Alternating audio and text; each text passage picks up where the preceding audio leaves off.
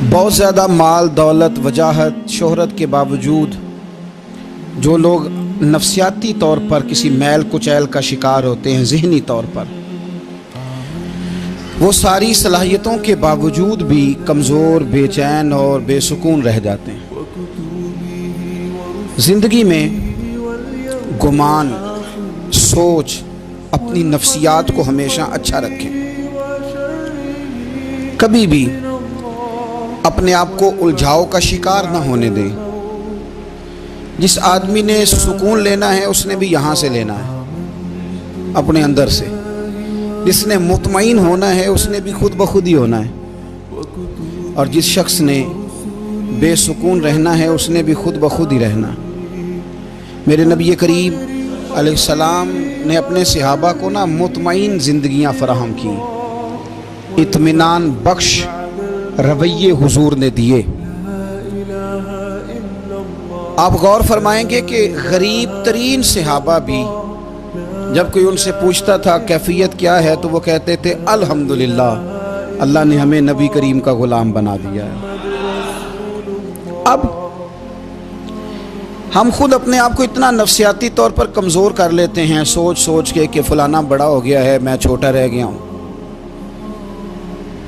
فلاں آدمی آگے نکل گیا ہے، میں پیچھے رہ گیا ہوں۔ یہ چیز انسان کو کمزور کرتی ہے۔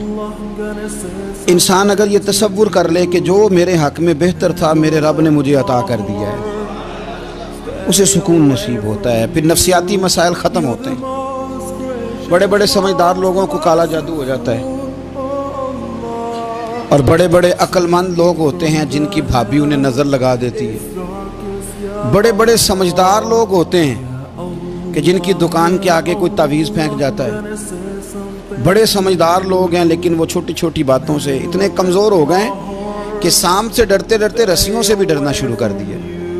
رسیوں سے، وہ جی میں صبح کل چل رہا تھا تو میرے پیچھے کوئی چل رہا تھا تو میں نے کہا سایہ ہوگا آپ کا، کوئی ساتھ چلتا ہے۔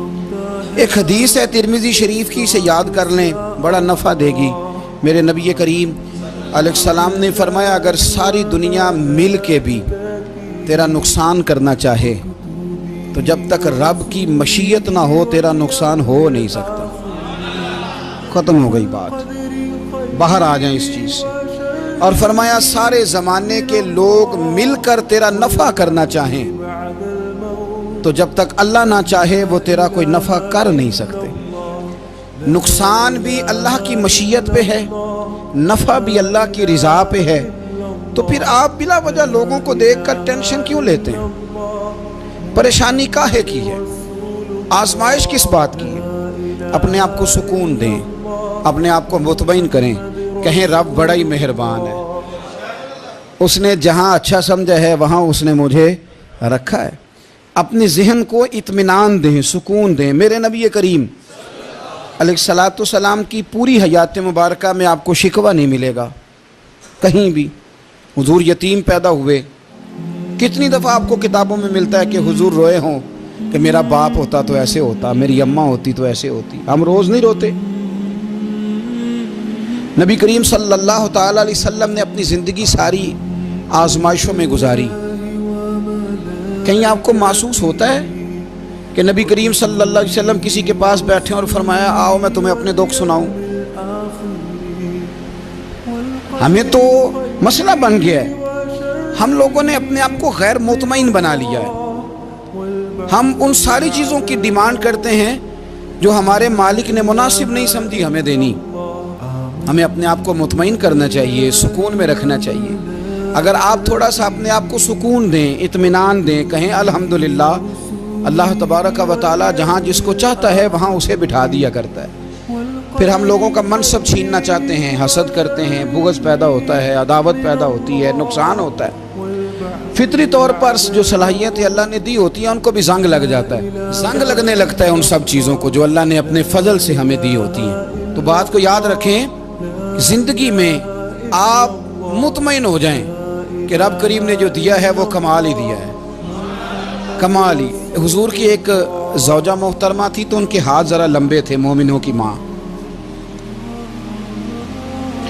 بعض خواتین نے ان سے کہا کہ لمبے ہاتھوں والی ہم بنا لیتے ہیں نا، یہ بھی بات کہ اس کا ناک موٹا ہے تو اس کی آنکھیں چھوٹی ہیں، تو اس کے کان بڑے ہیں تو اس کے ہاتھ کیسے ہیں، تو کہا لمبے ہاتھوں والی، تو وہ پریشان ہو گئی۔ نبی کریم علیہ السلام تشریف لائے، کیا ہوا؟ عرض کی یا رسول اللہ مجھے لمبے ہاتھوں والی کہتے ہیں۔ تو حضور فرمانے لگے یہ پریشان ہونے والی بات ہے کہ خوش ہونے والی بات؟ یا رسول اللہ کیا مطلب؟ فرمایا تو کہہ کہ رب نے لمبے ہاتھ اس لیے دیے ہیں تاکہ میں سخاوت زیادہ کر سکوں، میں سخاوت زیادہ، یہ جو میرا چہرہ ہے نا، یہ جو آپ کا چہرہ ہے، یہ آپ کی چاہت ہے کہ اللہ کی؟ فی ای صورت ما شاء رکبک، اللہ فرماتے ہیں جیسے میں نے چاہا ہے ویسے تجھے بنایا ہے۔ تو اگر میرا موٹا ناک، میری چھوٹی آنکھیں، میری بڑی آنکھیں، میرے چپٹے کان، یہ میرے تو نہیں، یہ تو میرے رب کی چاہت ہے۔ مجھے اپنے موٹے ہونٹوں سے نفرت کرنی چاہیے کہ اللہ کی چاہت سے پیار کرنا چاہیے؟ مجھے اپنے کالے رنگ پر پریشان رہنا چاہیے کہ رب کی چاہت پر مجھے پیار آنا چاہیے؟ اللہ کی چاہت پر پیار کر، یہ چاہت ہے اللہ کی، یہ چاہت ہے۔ تو اللہ کی چاہت سے محبت کر۔ تو پریشان ہو رہا ہے فلانے کا رنگ ہو رہا ہے تو میرا کالا ہے، فلانے کا مکان بڑا ہے تو میرا چھوٹا ہے، فلاں بڑی گاڑی میں کیسے بیٹھ گیا؟ بھئی اللہ نے چاہا تھا بیٹھ گیا۔ اللہ نے میرے لیے سائیکل پسند کی ہے، مجھے الحمدللہ کہہ کے سائیکل پہ بیٹھنا چاہیے۔ اس نے پسند کی ہے، اس کی رضا ہے کہ میں یہاں رہوں۔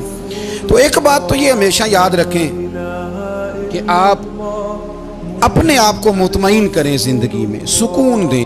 نفسیاتی طور پر ہم بڑے ڈسٹرب اس لیے ہیں کہ ہم بے سکون رہتے ہیں جان بوجھ کے، وجہ ہی کوئی نہیں۔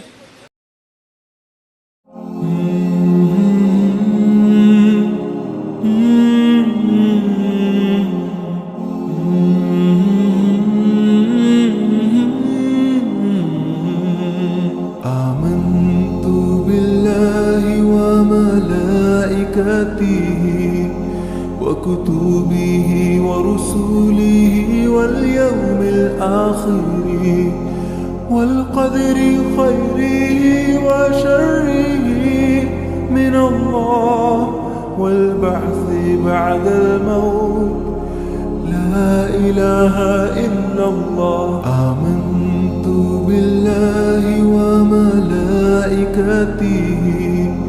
وكتبه ورسله واليوم الآخر والقدر خيره وشره من الله والبعث بعد الموت لا إله إلا الله لا إله إلا الله لا إله إلا الله لا إله إلا الله محمد رسول الله